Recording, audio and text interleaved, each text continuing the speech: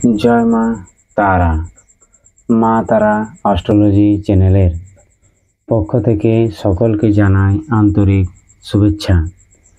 আজকে আমি যে বিষয়টি নিয়ে কথা বলতে চলেছি, যে বৃশ্চিক রাশির জাতক এবং জাতিকারা এক একজন ভগবানের স্পেশাল আত্মা কিভাবে বুঝবেন, সে নিয়ে মূলত আজকের আলোচনা। আপনারা দেখতে থাকুন মা তারা অ্যাস্ট্রোলজি চ্যানেল। এখানে আমি তন্ত্র, মন্ত্র, জ্যোতিষ, পুজো পাঠ, বিবাহিত জীবনের সমস্যা, কোর্ট কেস, মামলা মোকদ্দমা, এই সকল ব্যাপারে কাজ করে থাকি।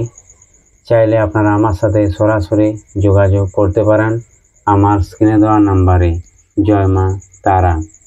বৃশ্চিক রাশি হলো রাশিচক্রের অষ্টম ঘর। আমি বরাবরই বলেছি যে বৃশ্চিক রাশি অবশ্যই কিন্তু ভগবান ভোলানাথের অংশ। তার জন্য বৃশ্চিক রাশির কোনো প্রতিকার, কোনো টিপস, কোনো টোটকা, এই পাথর, আংটি এসব কাজ করে না। আর 2012 সাল থেকে যে সমস্যা বৃশ্চিক রাশি জীবনে চলে আসছে, সেটা হয়তো ভাষায় প্রকাশ করার মতো কিছু নেই। কারণ আমার নিজের বৃশ্চিক রাশি অনুরাধা নক্ষত্র, মীন লগ্ন। আমি সব কিছু কিন্তু ভিডিও বেশিরভাগই এই বৃশ্চিক রাশি নিয়ে আলোচনা করি, সেই লং ভিডিও হোক কিংবা শর্ট ভিডিও হোক। প্রতিদিনই আমি বৃশ্চিক রাশি ভিডিও অবশ্যই আপলোড করে থাকি। জয় মা তারা। যদি শিবের অংশে, এখন কথা হচ্ছে যে আমি বলে দিলাম যে যদি শিবের অংশে জন্ম বৃশ্চিক রাশি, তাহলে আমাদের কেন এত দুঃখ, কষ্ট, জ্বালা যন্ত্রণাময় জীবন? এই রকম প্রশ্ন মাথায় আসা অবশ্যই কিন্তু স্বাভাবিক, কারণ এর পেছনে রয়েছে গভীর কারণ। আমি এক এক করে বলছি, আপনারা শুনুন মন দিয়ে। প্রথম হচ্ছে যে কারণ, যে জীবনে কিন্তু হতাশা প্রচুর পরিমাণে থাকবে, 1 নাম্বার। 2 নাম্বার হচ্ছে যুদ্ধময় জীবন, যতদিন বাঁচবে যুদ্ধ করতে হবে। 3 নাম্বার হচ্ছে টাকা পয়সার অভাব সারা জীবনে কিন্তু থাকবে। 4 নাম্বার ভালোবাসা থেকে 100 কিলোমিটার দূরে থাকবে।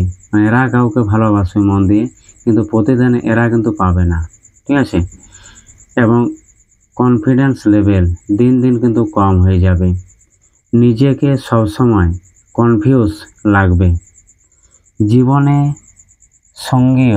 সঙ্গীর সাথে অবশ্যই কিন্তু অশান্তি লেগেই থাকবে। শ্বশুরবাড়ি সবচেয়ে কিন্তু শত্রু হবে। ছোট থেকে কিছু করার প্রবল একটা ইচ্ছা থাকবে মনের মধ্যে।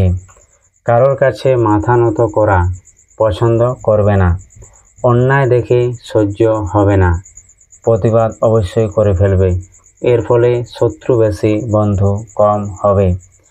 পশু পাখিদের খুব ভালোবাসবে, বিশেষ করে বাচ্চা শিশুদের খুব কিন্তু এরা প্রিয়, খুব ভালোবাসে। এরা কোলে পর্যন্ত নিয়ে আদর করতেও এরা খুব পছন্দ করে।